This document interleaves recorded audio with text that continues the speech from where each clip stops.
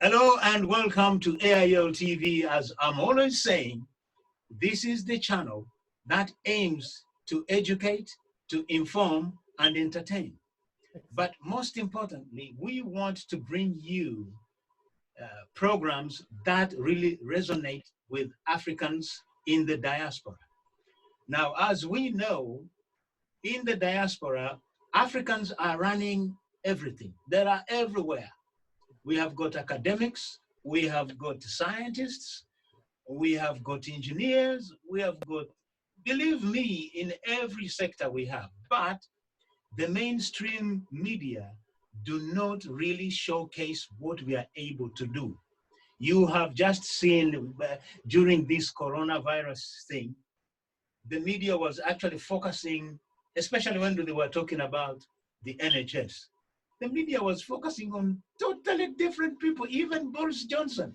He came on and said, well, look, he's very, very grateful about these nurses from New Zealand and Portugal, as if the entire hospital, there were only two people taking care of taking care of That's him. actually true. Now, Because, now, now. So before I go any further, today we are actually testing because the gentleman that I'm going to bring on the screen, he is a community leader. This is the person I would say is a community leader. He has done a whole lot of things. He has chaired meetings. He has done conferences all the way to the House of Commons. Not so many people do that. But on top of that, he writes books. Now, he has just written one book. Yes, you can hear in my voice, I'm getting excited because I'm talking about exciting things.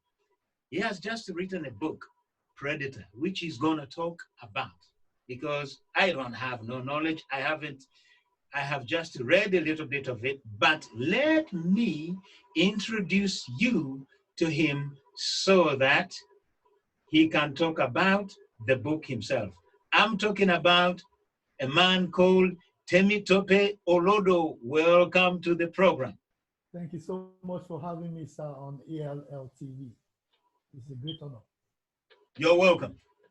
So, what we need to, I would like you to explain to viewers Yeah. what exactly you do, because you do a whole lot of things, which Yes. I forgot to mention that you are also the founder of African Security. We will sneak into that later on. So Okay. please tell the viewers what exactly, who is Temitope Olodo? Okay. Temitope Olodo is a preventive security consultant, author, and speaker.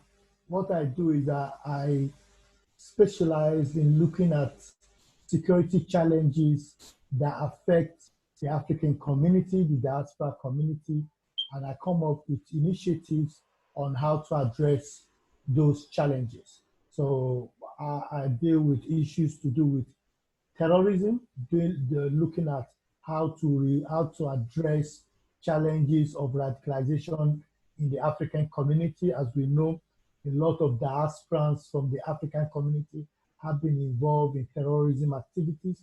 So we look at how to prevent that. But more importantly, also, I look at, because that's the high scale when you're talking about security challenges.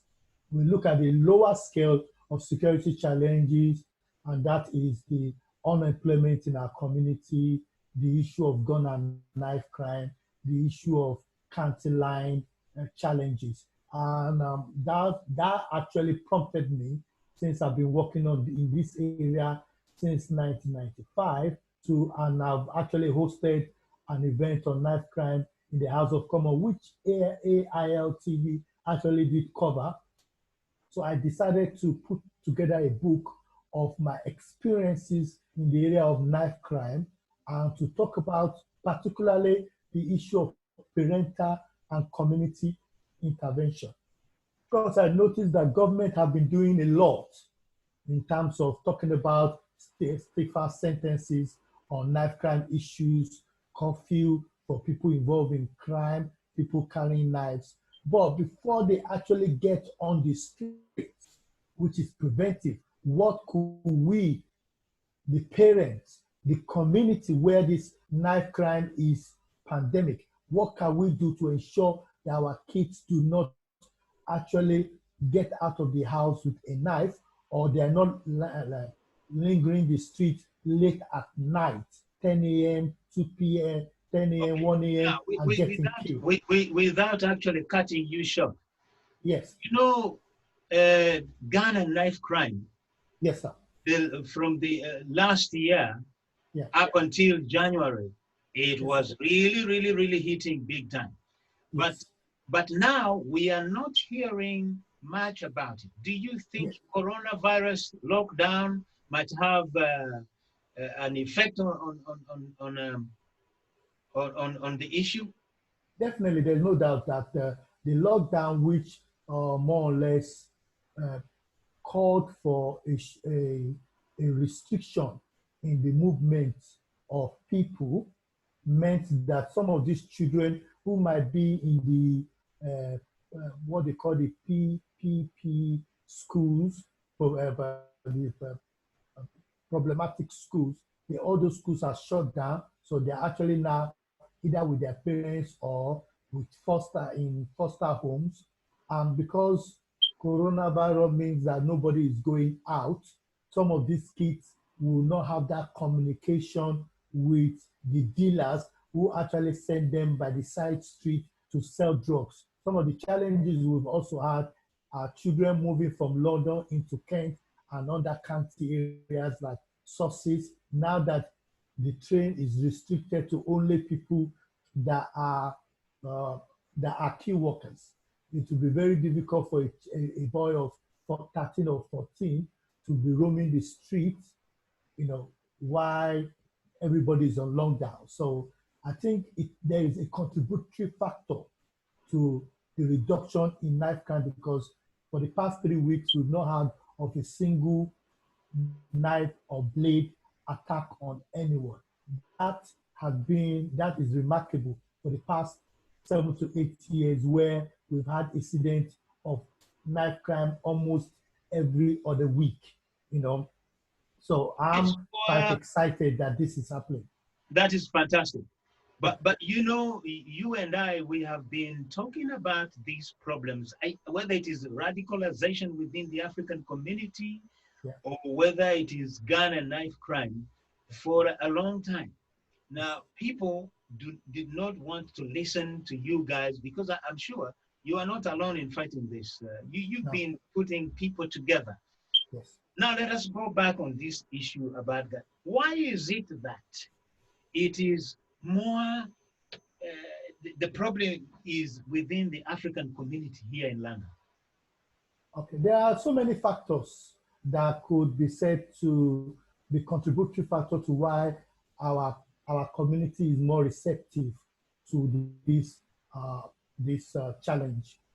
I think one of it is the fact that the absent father or absent parent, where one member of the family is not around. The kids go to school, they come back, and there's nobody to actually for them to stay with at home. So they are on the streets.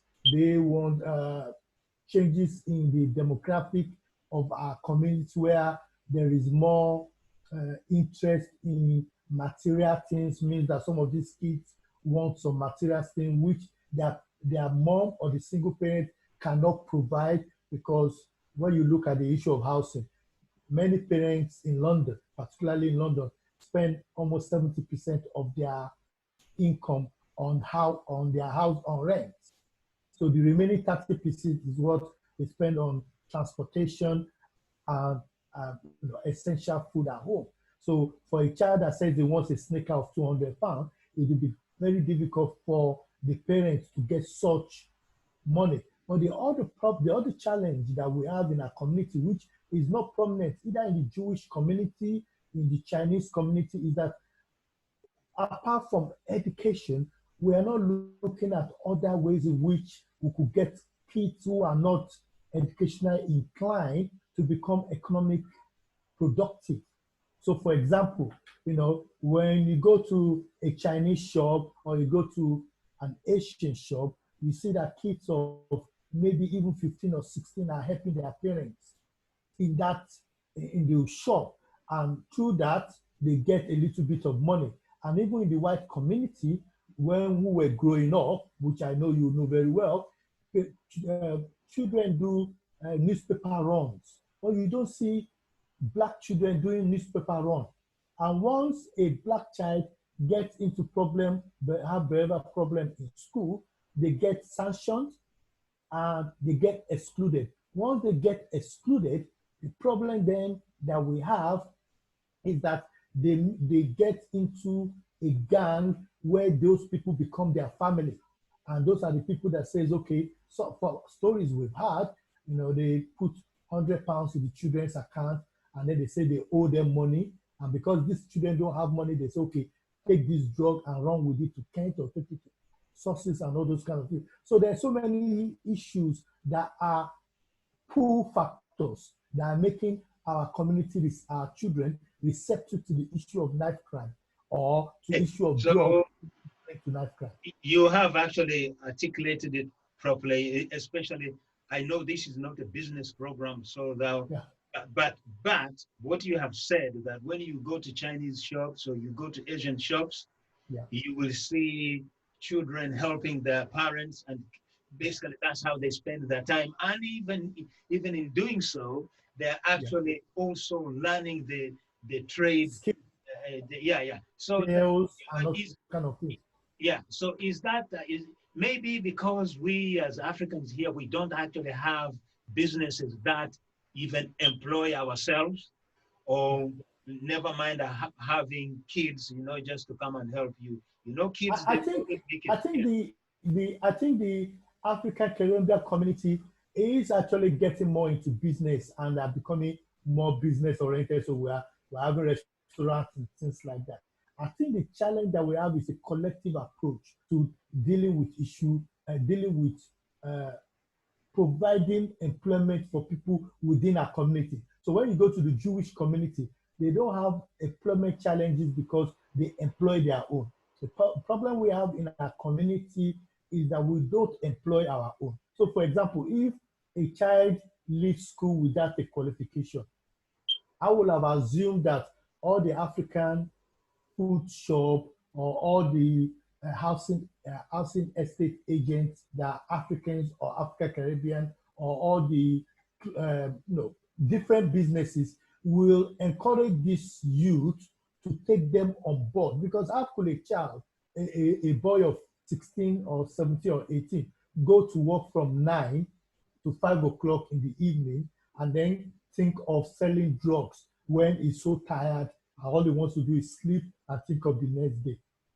We don't have a lot of our children, or we're not even employing or building up our children in the area of plumbing, in the area of doing jobs like building. Is the Eastern Europeans and Europeans that have taken over those jobs. So because of that, our kids are not getting the kind of jobs that could give them some resource for them to empower themselves. But more importantly, our community does not even have a strategy to ensure that kids who have criminal, because once you have a criminal record, it's difficult to get into certain jobs in the UK. Okay, so let us now talk more about Predator. Your book, Predator.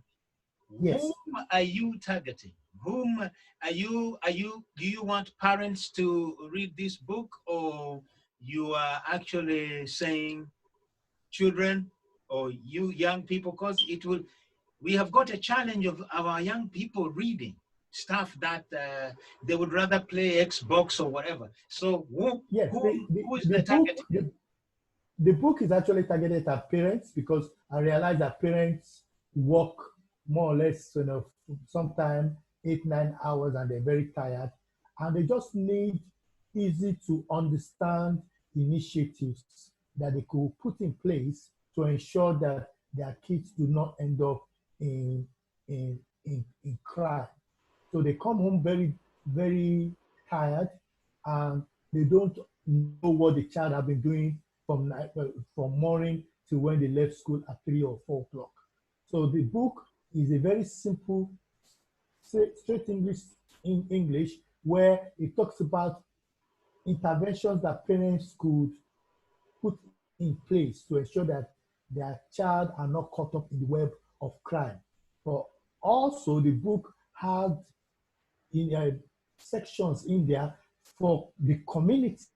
So for example, I have a situation where somebody will come to me and say, there is a parent whose son was taken into the police station because he was involved in postcode issues. Now, that is the time when community can engage.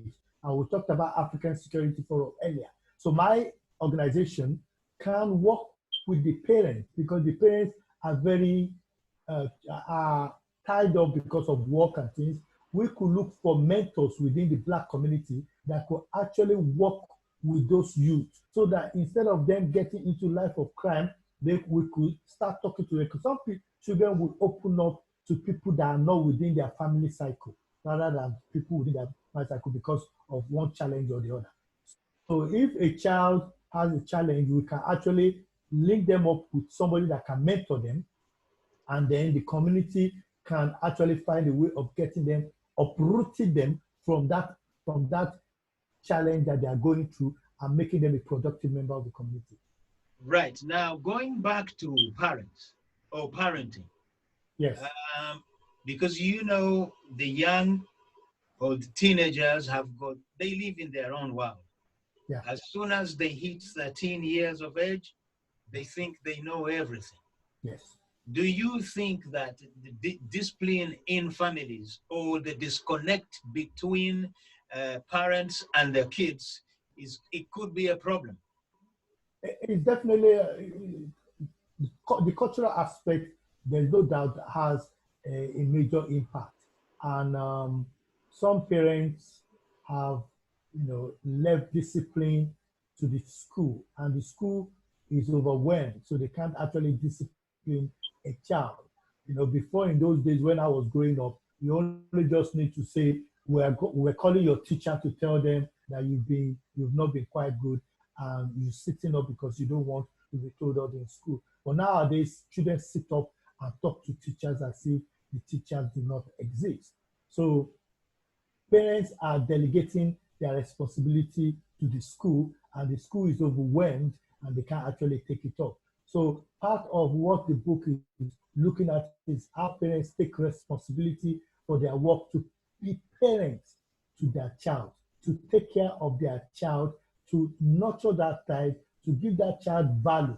Because if a child has value, the child will not get involved in crime. If a child has value, the child will actually face what they're supposed to face. We should remember, learning is not restricted to just academic. Learning could also be practical skills. So parents need to identify what their kids are good at and steer those kids in that way. And the book talks about, how in 1995 I was at a college in East London, and I got involved in a situation where a boy got stabbed and killed, and that's we're talking close to 25 years now, and even till now, knife crime is still prominent, and that's the reason why I decided to look at what are the causes of knife crime, and the fact that when we went to the house of to number 10 Downing Street, which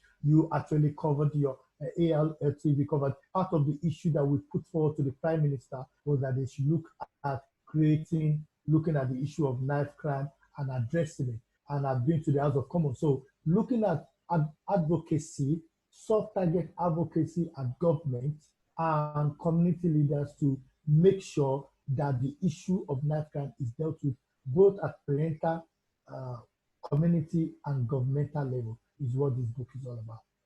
Good. I think it has been a very nice discussion there to start off with today. But the last thing that I really want to say, you are very good in mobilizing parents or people. Now we can actually use this platform. People don't have to travel. Can you organize maybe 2 to 3 people, community leaders? I'm talking about community leaders who are doing things within the community, so that we can actually be discussing these things among ourselves, but not really discussion, not only talking. We want to find solutions. Okay. Yeah, yeah. So I believe. Yeah, I think I can identify 3 or 4 people. I'll speak to them to give us their email, and then we can ask, Yeah. So basically, just like the question time that we were planning to do before, we can actually do that using Zoom. Absolutely. Hey, Temi, it's been good to connect with you. You know what? Excellent. The coronavirus has got its positives and has got its own negatives. Excellent. So now it has made people to concentrate. We can actually think more. We can actually communicate and do things in a way that. And we can actually look at different issues like Corona in Africa. How are they dealing with it? And we have pictures and actually do 30 minutes on that. Definitely. We have done a couple of programs on that. So Temi, it's been nice talking to you. And ladies and gentlemen, that is Temitope Olodo. I know I keep pronouncing his name bad. But, no, that's brilliant. Yeah, right. Now, this is the man that we need to talk to, or we need to engage him in our community more. Because the more we get together, the more we discuss. We know coronavirus has actually reduced the amount of death on the street, but we want it to continue. So when the lockdown is over, we don't want to go back again. It would be really like a criminal offense within our community if we let that happen. We need also to engage the police. We need to engage the authorities. We've been there, knocking on doors. You've been to 10 Downing Street and stuff like that. But now we have got a platform where we can have like 2, 3 people or 5 discussing these issues. Until then, goodbye, Temi. Coronavirus. Imeleta mambo mengi. Coronavirus, imeleta matatizo. Coronavirus, also known as COVID-19.